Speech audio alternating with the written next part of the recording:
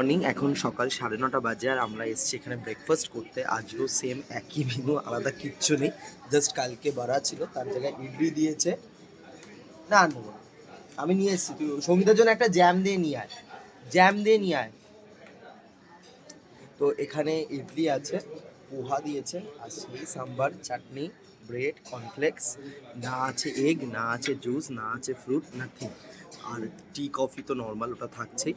তো এই হচ্ছে ব্যাপার, আলাদা তেমন কিছু না। বাট আমাদের কাছ থেকে যে প্রাইসটা নেওয়া হয়েছে রুমের, তো সেটা আর কি সেই অনুযায়ী এইটা ঠিকঠাক না আর কি। আমরা ভেবেছি অ্যাটলিস্ট একটু বয়েলড এগ বা স্ক্রাম্বেল এগ কিছু তো থাকবে, কিছুই নেই। যাই হোক, তো এই হচ্ছে ব্যাপার। তোমরা যদি এখানে বুক করো, তো আমি বলবো তোমরা উইদাউট ব্রেকফাস্ট বুক করো, মাচ বেটার, অনেক ভালোভাবে থাকতে পারবে।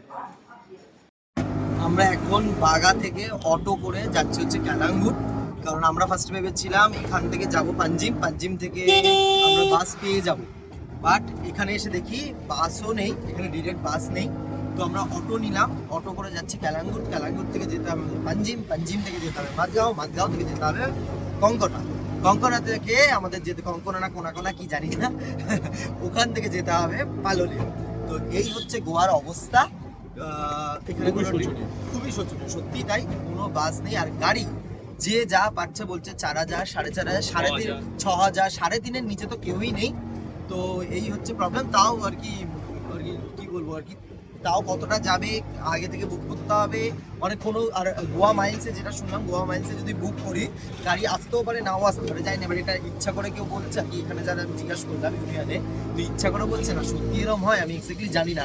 আমার একটা ফ্রেন্ড এখানে কাজ করে, ওকে আমি জিজ্ঞাসা করবো, বললো গাড়ি এখানে অ্যাভেলেবেল থাকে না, আর কি গোয়া মাইলসও অ্যাভেলেবেল থাকে না। যেই কারণে আমি বললাম না, সেটাও 2,500 দেখাচ্ছে। তো এই হচ্ছে একটা আর কি টুরিস্ট ডেস্টিনেশনের অবস্থা। যাই না, এরপরে আসলে হয়তো আমি শুধু বাগাতেই থাকবো, আর সাউথের দিকে যাবো না, বা সাউথেই থাকবো, এদিকে আর আসবো না, এটাই করবো, এটা ছাড়া তো কোনো উপায় নেই।